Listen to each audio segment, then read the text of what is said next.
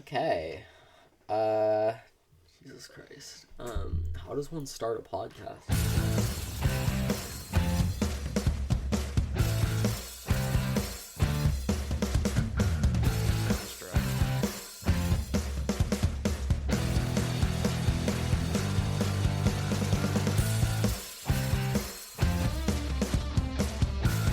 Okay, so yeah, this is the Escapist Comics podcast. I'm Tate, one of your hosts. Hi, I'm Persephone, another one of your hosts. I'm Perl. I work here. Yeah, so The Escapist is a comic shop on Claremont Avenue in Berkeley. We've been around nigh on 50 years now, if you count our time as Comic Relief, prehistorically. We used to have a podcast, also prehistorically, hosted by Jessica Balboni, an Escapist alum, and we're trying to bring it back. This is our first episode, so be forgiving. It's your first episode, first of all. Right. Pearl and I were on this beat for like a solid, I don't know, 6 months. I think we had 9 episodes. I thought there was only 3 episodes. No, we did it for a while. Oh, sorry, there were only 3 good episodes. Oh, shut the fuck up. Don't act like you listened to literal any of it. Yeah, so Perl and Persephone had a short-lived, although I guess it's like 6 months lived, Escapist podcast. That was just a number. I just pulled it out of my ass. It was like 9 episodes. Yeah, so we'll link that in the show notes if you want to watch that. We live streamed it too, so you could like literally watch it. Yeah, there's video. I wear lots of fun outfits. And I definitely also wear a lot of fun outfits. It definitely was a like pay attention to these beautiful women talk about comics kind of podcast. Yeah. And we did. And we did. We sat ourselves down and we listened. Yeah. So that's kind of the lineage of the podcast. This is going to be sort of a more short form podcast, is the plan. So sort of around 15, 20 minutes. And the coming episodes, generally, I think we're going to talk about new stuff that's in the shop. So new floppies, new books that we're excited about. And then we might all read a book and discuss that sort of in like a wee little book club. Mm-hmm. We'll talk some comics news, some comics goss. Yes, headlines. Short for gossip, if you will. And each episode will have a brand new original song opening up for us. Oh, God. By Perl Berry. I did not mean to sign up for that, but I will take on this Herculean task. And I think much like our store, we'll be talking about pretty much the whole wide world of comics. We'll be talking about indie comics. We'll be talking about self-published comics, manga, Capes comics, with the exception of Savage Dragon. Look, I'm sorry that Eric Larson is like Blue MAGA Dave Sim. Like, I'm sorry that he's Dave Sim that voted for Kamala Harris. Like, but. This is why we won't be talking about Savage Dragon. We can't talk about Savage Dragon on the podcast. We'll get de-aired if we talk about what goes on in that book. God. Jesus, we're all fired. Yeah. But today, we're just going to talk about some of our older books, some faves that we think maybe deserve a little more love. Maybe we think everyone should read them. And just give you a little taste of what we're like. We'd love to see you pop into the store. We'll have some sort of guests circling in and out throughout the series. We'll have Bones, Walter, who also works at The Escapist, and then Corinne and maybe Jack Rem, our owner and founder, pop in for some stories. I would love to interview Jack. That'd be wonderful. I've been told he loves podcasts. Yeah, he does. Which I think is hilarious for the kind of man that he is.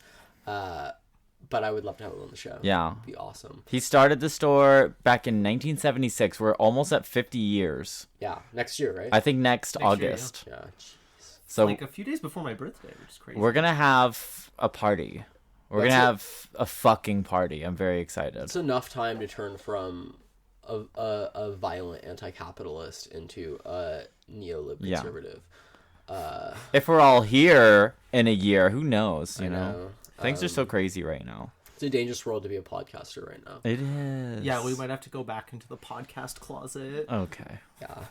So without without further ado, unless Persephone has any comics news or goss to talk about with us, I think we'll jump right into our book faves. I would like to share one piece of comics goss, and this is just the Shout out One Piece. And this is Queers Never Die. This is the I need you to understand that, like, I am a hater because I'm a lover. Because to be a good hater, you have to truly earnestly love things. And I truly earnestly love reading, which is why I think this blind bag shit is crazy. I'm like, I don't want to go into I can't imagine going into a bookstore and going like, I'd love to hit the fucking blackjack table. Like, what are you talking about? What are we doing here? I'm sorry, like, you don't want to read a book, you want to fucking gamble? You want to fucking read a book? This is my old woman shouts at clouds opinion. That being said, we did sell all the blind books for DCKO. Well, that's because every comic book reader now is a certified gambling addict. We're officially re-entering a speculator bubble, and it's all going to come crashing or popping down on our heads. So be prepared for that. Stock up your trades escapist. Like a man with a bunker. That's me right now. And if you bought a DCKO blind bag from us, no hate. Yeah. It's not you that I hate. It's the industry. It's what you represent. Yeah, it's your lifestyle. Okay, see, this is the problem. I bag on my own customers way too much. The truth is, I love you guys, especially the regulars. Yeah. But I, as a retail worker, am well within my right to complain. You all get it. I mean, anyone who's worked a job like this before, you understand. I mean, us comics freaks who have dedicated our lives to this sort of pagan, hedonistic practice. We have our opinions. We won't apologize for them, even if we should. Sorry, not sorry, Eric Larson. Yeah, facts don't care about your feelings, Eric Larson. We will not be held accountable. Without further ado, I think let's get into some favorite books. Yeah. Hit us with a book you think everyone should read, Perl Berry. Wow, full name. Now I'm gonna get doxxed. Okay, just a little about Perl B. I've been working at this comic book shop. I think I'm in my 4th year. Right? Yeah, you're in your 4th year. I'm in my 4th year of working here. I was a regular who just came in every Wednesday. I was delivering marijuana door to door at the time, but I got held up at gunpoint. This is real. I got held up at gunpoint, and I survived. Obviously, and I came to the bookstore and I was crying and I was talking to the people who work here who know me because I come in every Wednesday to pick up my books, and they were just like, you should just work here, girl, like stop working this awful thing you're doing. And I've been working here ever since. For the record, if any of you want to know how to work here or pretty much any other comic shop I've ever been into, just be a regular, be cool, talk. Yeah, do exactly what I did. Yeah. I did do exactly what you did. Teaching that's why I'm here. Yeah. If you want to get to know me based on the kinds of books I read, I am an X-Men lover and enjoyer. Not so much its humble beginnings or like early Claremont, although I know like everything about the Claremont era. I have not sat down and like gotten through that 16 years of Claremontery.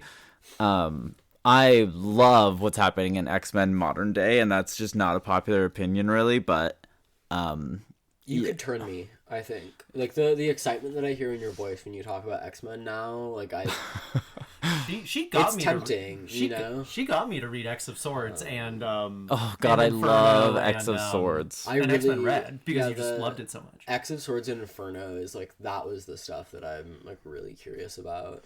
That's like a lot of people really dropped off that point. Like when people talk about X-Men, they are always complaining that there's too many titles, and that's always what I love about it. You know, like I'm just like, yes, like more titles, like let's get into a Magic miniseries, a Psylocke miniseries. There's a book right now that's just Storm. There's a book that just is coming out today that was like, what if X-23 was Sabretooth? And I'm just very excited about it. Manga.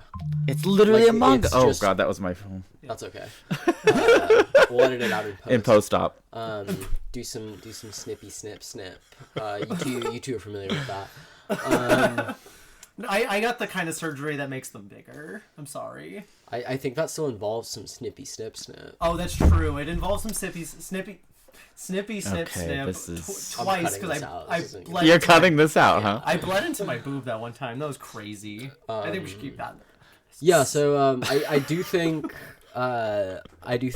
the excitement for the X-Men does kind of bring us to what I think is the book that Pearl's going to talk about, unless you're going to talk about JoJo's, which you can talk about. Well, I mean, House and Powers of X is kind of what I was obviously hinting at. Yeah, let's do that. That came out in 2019. There were a bunch. It was like X-Men was kind of in shambles, I think, at the time, and there was way too many titles, just like everyone always complains about. But when Hickman took over, every title of X-Men was stopped. No X-Men was coming out. There was one book, which is kind of unheard of. That's the part that amazed me. Yeah. I didn't realize that when it was coming out, and then like I heard about that, and I was just like, it's insane that Hickman just has like that. It made ungodly of a power. It felt important, and there was this way that the books were written where if you went to the very back of the page, it would tell you what to read next, and it would have a list of like what was coming out, and then certain titles would be highlighted in red, and those were so important. You could not miss those titles, and it was like big too. It was so exciting, and everything just got turned upside down, and we weren't in the school anymore. You know, we got taken out of that mansion school, and we were sent to like a crazy island, and Magneto was God. And it was so cool. It got me pulled back into comics again. But obviously my tastes are so eclectic, and I do love JoJo's Bizarre Adventure. If you're not familiar with JoJo's Bizarre Adventure, it's because someone like me hasn't told you to read it yet. Once you put your toe into the waters of JoJo's Bizarre Adventure, you fall into a beautiful pit of horror, delight, chaos, beauty. Yeah, talk to us about JoJo's. Tell us a little more about why you love JoJo's. It is, more than anything I've ever read, something that is making huge swings. Like, you don't read a JoJo's Bizarre Adventure book and come away from it like, okay, yeah, I've read something like that, but I kind of like their take on it. No, like, you read something brand new. And you could even read the stuff from, like, the 90s, and you're still just like, this is different. And like, maybe you're a big manga reader and you know you've read a lot of the mangas. If you haven't read JoJo's, then like, you don't know what you're missing. It is something very different. The creator of it is so beholden to his own powerful vision of what a cool shonen manga should look like. The animated series is pretty faithful.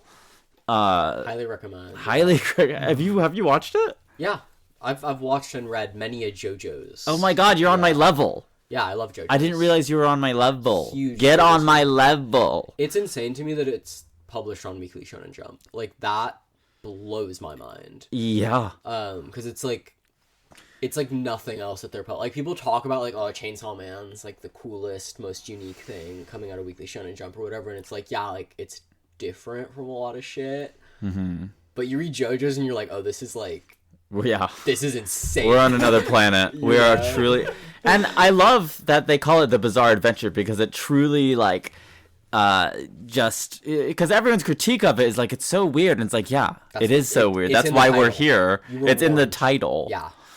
It's like the like Cowboy Bebop line, like that we're like creating a new genre. Like JoJo's does feel like its own genre. Like it obviously like will pull from like other genres, but it does feel like so distinctly its own thing. Like, yeah, I don't think there's anything being I would agree. There's like nothing being published out there that's oh, it's like JoJo's. Like, because I don't even know how you would copy JoJo's. You know what I mean? It's like, what what would that look like? I feel a lot of inspiration and maybe like other things that are clearly JoJo inspired, but that nothing can truly match its energy. It is like coming from a place that is so pure. It really can't be matched. Right now, what is coming out in the comic book store, and like it's way past this, but what's coming in our store right now and what's being translated right now is Part 7, which is known as the Steel Ball Run. You can really jump in almost anywhere with JoJo's Bizarre Adventure if you start at like the beginning of any part. There's part 1 through 7 in the store right now. Book 3 for part 7 just came out. I highly recommend it. It has not been animated yet, so I'm like doing a reread on it so that I can just like be so prepared for the animated series. I could literally talk about it all day. But anyways, if we're gonna define who Perl B is based on what she reads, like those are definitely the two ends of I believe my spectrum. That makes perfect sense. Yeah, I do think that really, that checks out. Yeah, and obviously with X-Men and with JoJo's Bizarre Adventure, they are very gay. Mm-hmm. Not everyone would describe X-Men as very gay, but if you're like me and you have a very strong queer headcanon, it's not hard to read X-Men and be like, oh, this is a queer family. Mm-hmm. And these are people who have been cast out from their families and have to band together because all they have is each other. And, that's a very LGBTQIA+ storyline. And it hits my heart. And JoJo's Bizarre Adventure is unequivocally gay in a beautiful way. And that's just me. Mm-hmm. That's something I love. They're both like beautiful gay soap, like expansive gay soap operas that like are just so vast in their depth and scope and like their fandom like, the fan base for both of those die hard. Like you talked about hardcore X-Men fan, it's like it's a little bit startling, it's like, oh, like you're like near religious, you know what I mean? Same with a JoJo's fan. Yeah, you're talking to like a cute transsexual at the bar. You're not talking about fucking fucking Hawkeye. Like you're not. I mean, unless you're talking about Matt Fraction's Hawkeye. Talk to me about Hawkeye. Yeah, if you talk about Matt Fraction's Hawkeye to me, it might work. But just like you're not like fucking talking about Iron Man. Like, you know what I'm saying? Like the homosexuals love X-Men. They love JoJo's. Like they're not reading that straight shit. Specifically like Iron Man, I don't know. All right, I think Persephone, you seem ready to expound. I just like expounding. I just like to talk. I'm a yapper. I mean, I think that's both the strength and perhaps the weakness of this podcast as we're going forward, as all three of us are yappers. But yeah, like talk to us about what defines Pearlberry. Okay, yeah. I mean, Jesus Christ. What defines Persephone? she can answer both of those questions. Define your girlfriend for us right now. Please talk to us about what defines Persephone. Okay. Just a little bit about Last me. name unknown. I've been working here for about 3 years. Actually, Perl brought me in because she DM'd me one day, and she's just like, I cannot be the only transsexual working at the store. This is a deep lore. You're starting with the deep lore. I'm starting with the deep lore because I think it's fun. But yeah, so you DM'd me, and then I came back, and they had known me for a long time. I'd been buying like Doro volumes from them for a really long time. And just like other comics from here. So like Jessica knew me, Paul knew me. That interview was wild. We won't get into that, or maybe we will at a later date. Starts with the deep lore. Yeah. Anyway, so like who I am as a comics reader, it's like definitely a little bit of everything. I read a lot of manga, particularly stuff like, Kyu Hayashida, Kentaro Miura, Teo Matsumoto. I talk a lot of shit about Cape books, but I love them. Like, I earnestly very much love them. Like, I love what the Absolute line is doing. I love what a lot of the Ultimate line is doing. I deep dived Hickman's Avengers and X-Men last year really, really hard because I do love these things. I really do. So when I'm like kind of an asshole about Cape comics, it's because I earnestly love these things and I like want to see that. Like, I believe in them very earnestly. I read a lot of independent stuff. Read a lot of like comics in translation, or at least I'm trying to read more comics in translation. I'm currently reading Solar Tarot's Witchcraft, which I think is really excellent. I'll definitely talk about it on another podcast at a later date. But yeah, I kind of like a little bit of everything. I tend to gravitate towards genre work, particularly like horror and yeah, actually just like particularly horror, but I kind of do a little bit of everything. Anything from like, I read The Unsinkable Ship of Fools this year, which is like Jonas Goonface's like queer oogle fantasy porn anthology, to like, you know, I don't even know how to describe Arsene Schrauen, or whatever, however you say that guy's fucking name. Or like, you know, Little Visitor and Other Abductions that Adam Sissom put out. But anyway, give us a definitive book. A definitive book, okay. What's your Hickman's X-Men, JoJo's Bizarre Adventure? What's my queer route? What's your comics route? Yeah, what's your comics route? Okay, I didn't know actually, you were queer. Wow. You'll learn one day. So like when I first kind of broke into comics, actually, just like a fun story. Like I got one of those like it was Bone, and I got this like every DC character that exists like from like 2004. Like it was pre-Hush, because Hush wasn't in there. But I read that thing cover to cover, and so I had this like deep fucking well of knowledge about DC Comics, you know, in 6th grade, which made me very popular. So that's sad. I don't believe you. That said, like one of my big roots actually is this book called Zero, which I actually recently reread, which came out in 2014 and 2015. It's this little Ali Shkot joint where basically like, what if James Bond had been a child soldier kidnapped during the Bosnian genocide, and then that child soldier, like as an adult, like tried to get out. Every issue is done by like a different artist, and so you get like early Tula Lote, early Morgan Jesk, you get early Ian Bertram, fucking Tread Moore did an issue, Michael Walsh did an issue. It's really spectacular comics. It's the kind of thing you literally just can't make it today, mainly because like Image Comics I don't think has the stones to do it. At least not since like 20th Century Men. Actually, you know what? I take that back. 20th Century Men had the stones, but like that's because Image wakes up once a year and is like, oh yeah, we got to publish original content that's not like Energon Universe. Put out a banger. Anyway, but yeah, Zero was kind of like a big life-changing route for me. I think about it all the time. It's not in print anymore, and that makes me deeply sad. I don't know if I've met anybody else who's read that book. Like the people who did read that book when it came out were like very small but incredibly devoted. Like, and it formed like these weird long-lasting relationships between some of us. Like there was like this man in Mississippi I knew. There was a man in the Philippines that I knew. There's another trans girl who like who was the only other like trans woman formerly named Alice to write a review of the finale of that series, and she lives in Scotland. That book really touched my life in a really profound way. Just to kind of throw out something a little contemporary, real briefly, because I know I've been yapping. I won't take up too much more time. No, I was gonna ask you about 20th Century Men. Actually, can I talk about 20th Century Men? Yeah, please. I mean, that's like one of your employee racks that you've got on our little display.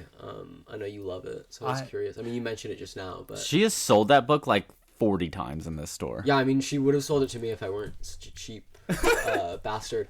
But yeah, like, talk to us about 20th Century Men for a bit. Yeah, so 20th Century Men, I had not read any of the creators. Like Dennis Camp was not a big name at this point. Stippen Morian was not a name at this point. But I saw the cover of this like Russian man in like a gorilla mech suit doing like the thinker pose on like a mountain of like Afghani bodies, and like that's a pretty like hideous image to like have as your first issue comic cover. It's actually the cover of the trade too. But I was like, this is really interesting. And the way that people were kind of talking about it in the pre-sale was kind of like, oh, it's going to be very similar to Winter Men. Like, it's going to be like very loosely a superhero book, but it's going to be much more just like this kind of geopolitical book about like the period of time the United States and the Soviet Union were doing imperialism in Afghanistan and like trying to gain control of the country. And so the book is like this kind of like wildly experimental thing that like feels a little bit like Wildstorm. It feels a little bit like Frank Miller when he was good.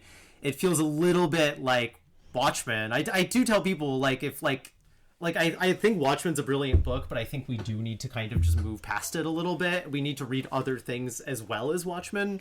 And this is kind of the book that I would, like, posit to people who would, like, are just fresh off Watchmen and, like, want that kind of thing. I'm like, read this. Like, this is that fucking smart. Like, this is that fucking slick. Like, it is that well composed.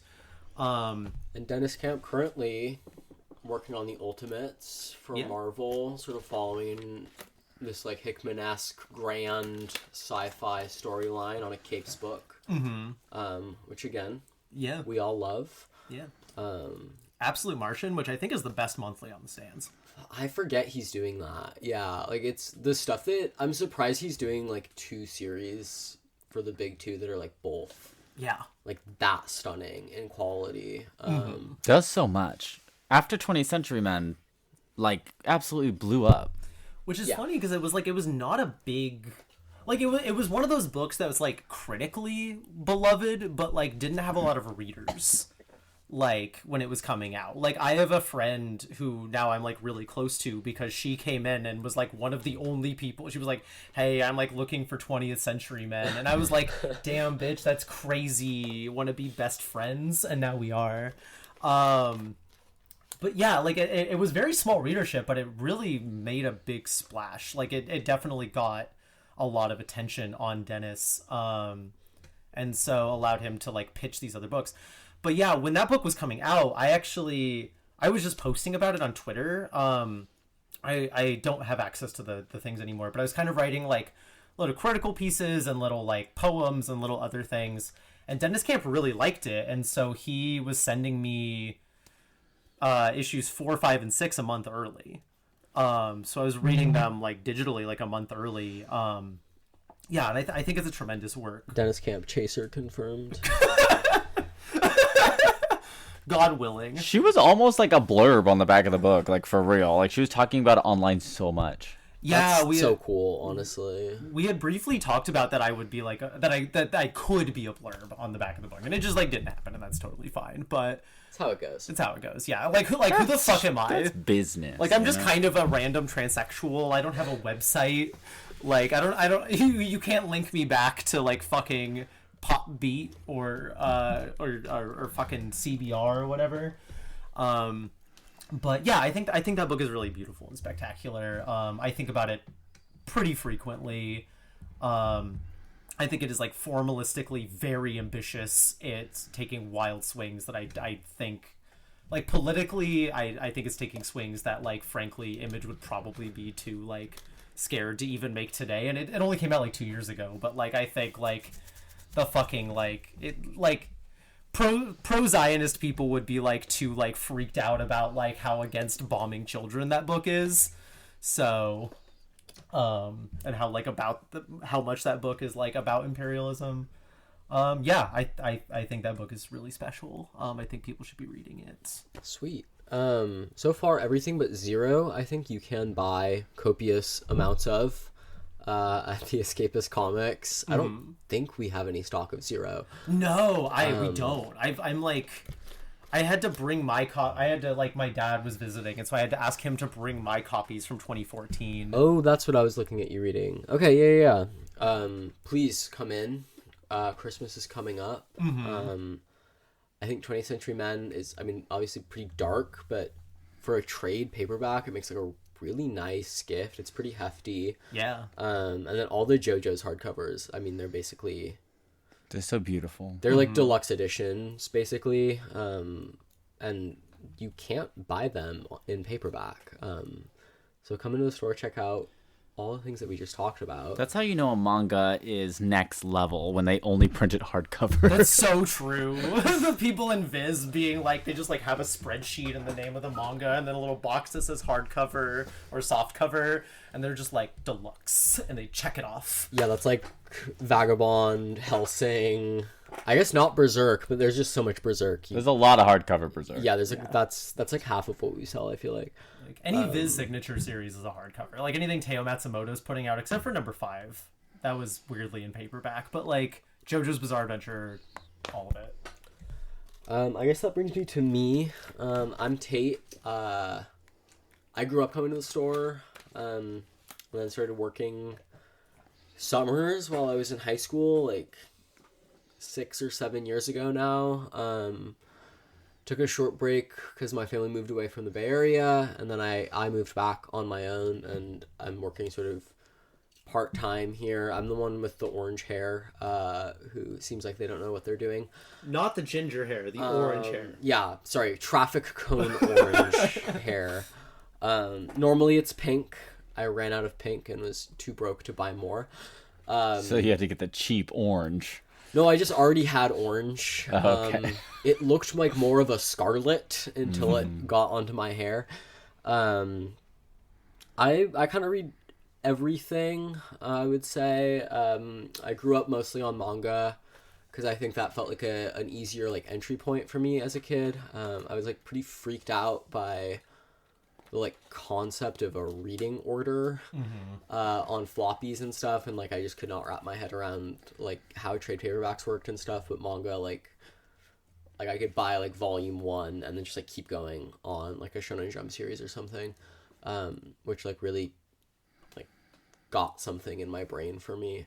But then sort of I branched out into indie comics and Capes comics, and now I kind of read it all. Although manga's like weirdly taken a backseat for me recently. But I think that's just because I'm like on a weird Capes kick right now. Yeah, I've been writing for the Comics Journal recently, and I've been writing for Fanbase Press, and I've got a column coming up in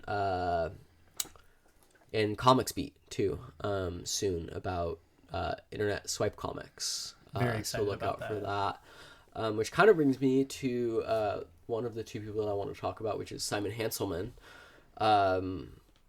who may or may not be called Hanselman, depending on whether or not you're talking to Corinne. I'm going to call him Hanselman. But he is sort of like, he became famous for Crisis Zone, which was like a swipe comic that he did sort of satirizing contemporary culture during the pandemic, and especially during lockdown. And I'm not going to talk about a specific book, although I think like the best thing you could jump into is probably, maybe Mega Hex, or just Crisis Zone, like straight up, because it's like a pretty standalone thing that he was doing like daily on Instagram. But he works sort of in like one character, sort of like one same cast of characters of all these like weird freaks that live on the outskirts of society, the scum, if you will. And like I think a lot of it's autobiographical, but I wouldn't lean too strongly into sort of discussing it like that. But the art's just gorgeous. I mean, sort of famous anecdote about him, but he used to be like too broke to like buy watercolors, so he would color stuff in like food dye for a long time. Yeah. That was like a story about him that was like making the rounds for a while. But if you see his work, it's like mind blowing. I mean, it's like some of the best coloring work that I've seen from anyone. Like I think if you gave me a Spider-Man comic that was colored by him, I would be so hyped, honestly. Like it would just be so cool.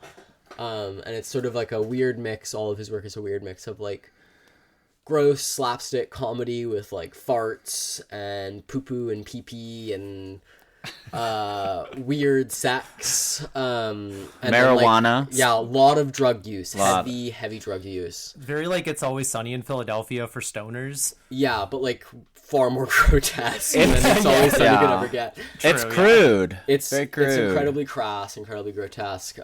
Spiders coming out of the butt. But then also like incredibly emotionally affecting too, like super existential, and there's like a lot of really intense depth of character to the people that he's writing, and like a lot of sort of discussion of depression and addiction and like how that affects people. And I think he just recently announced that he's going to be publishing his like magnum opus that everyone's been waiting for, called Meg's Coven, which is sort of his like memoir novel about his relationship to his mother. I think he's going to be publishing that on Instagram. But we have kind of his whole stock of stuff at the front of the shop right now. So come on in. Those are all from Fantagraphics, pretty much. They're all gorgeous. Any of them are a great starting out point. I would not buy Below Ambition first. Yeah, maybe avoid that one as the starting point. Yeah, that's a tough pill to swallow. Yeah, you gotta be used to that tone. Yeah. Also, Werewolf Jones. Don't start with Werewolf Jones and Sons. Oh yeah. Not the slim ones. Yeah. If it's slim, don't start with it. Yeah. If it's thicker, you're on a better track. Bad Gateway, great Christmas present. Oh, Bad Gateway, so good. Beautiful story writing, like some of his best art, flat out, like huge, big hardcover, juicy story inside. The thing I'm most excited about to come out in print from Fantagraphics for him right now is You Will Own Nothing and Be Happy, which is his like zombie apocalypse book that he's been self-publishing, and that's like the darkest thing he's written so far. If you haven't read it, it's so dark. Like I had to like put it down. I need to read this because that's like I was not keeping up with this one. Not because I don't love him, but just because like I'm bad at being consistent. Well, they sell with out on comics. they sell out on his shop so much because it's not online. Oh wait, it's not online? Yeah, he's publishing it in floppies, like self-publishing it. I thought he was publishing the zombie one online. I've definitely seen it on his Instagram. Yeah, he posts some of it. The one that he was doing serial was the clown fucker one. Okay, no, I did read some of the clown fucker. That was crazy. Okay. That very much worth a read. That was some of the funniest swipe comics I've read in like the last 5 years probably. Yeah. We love Simon at the store. We keep Simon like up front. We are stocked on him up front. He's right next to Brian K. Vaughan's Saga. Which, yeah, like the two heavy hitters of The Escapist, Saga and anything by Simon Hanselman. It's like the two books all of us can agree on. Or the two polls that we can all like get into. And then, yeah, I think the other thing I was going to talk about was just the Bone Compendium. Not much that I can say about Bone that hasn't already been said. Jeff Smith, like ultra classic, probably like one of the great, maybe the greatest work of self-published comic success other than maybe Teenage Mutant Turtles, but like way more long-lived, I think. The Complete Edition, another great Christmas gift.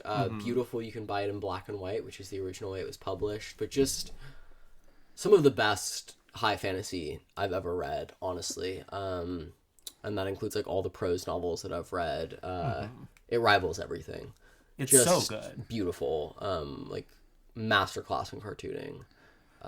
I wish he'd publish more stuff, honestly. Like, where's Jeff at? Like, please. He published like a fucking like he published RASL years ago, and then he's been publishing these like kids caveman books called like Tukey or something. Yeah. I've been so checked out of that, but yeah, Bone is just like an all time like it is just kind of like impeccable. Yeah, we're always selling Bone here. I've never actually read Bone, but I still sell the hell out of it. Oh, girl, Bone is so good. If you come in asking for a kid's book, I will bring you to Bone. If you come in asking for like just a fantasy comic and you're like a 40-year-old, I will also give you Bone. Huge hit with just like literally every age. It's sort of unlike anything else I've read, quite honestly. But those are my two things. It's like, can I throw out something in relation to Bone? Sorry? Or could I throw out a recommendation connected to Bone? Oh yeah, for sure. Yeah, if y'all haven't read the comics of Evan Dom, he's like mostly done webcomics, but he's put his stuff in print sporadically. Iron Circus is putting Vatu in print finally. He's the author of Rice Boy, Vatu. He's working on Third Voice.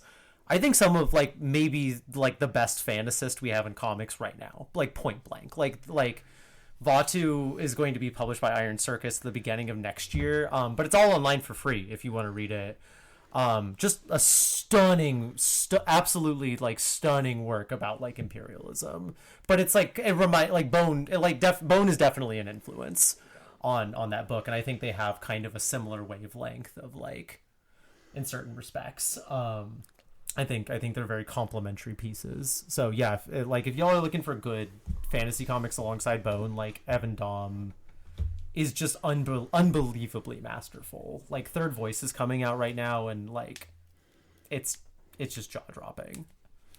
I think that pretty much wraps us up for our first episode. We're hoping that we'll be able to put this out in sort of a shorter form weekly, where we just discuss what's new in the shop, what our recommendations are, what we think is so not worth the money, so not worth the hype. Oh man! I have to give my hater opinions. Marvel, hire some fucking colorists. Like, I'm begging you. I am begging you, hire some colorists, please. You are washing out your good artists. It's killing me. I can't look at it anymore. Yeah. So stay tuned for some, I guess what Persephone's calling hater takes. In the weeks to come, they should hopefully be coming out sort of around Wednesday, hopefully latest Friday, depending on when I edit them and how quickly I do it. But that'll kind of give you the lowdown on what's in the store after New Comic Book Day. Persephone, sing us out. I mean, Perl, sing us out. Jesus Christ. It's a great day for a podcast. It's a podcast that's come to an end. And here at Escapist, even if you love movies, the comics are always better. Woo! That was beautiful. That really touched me. Thank you.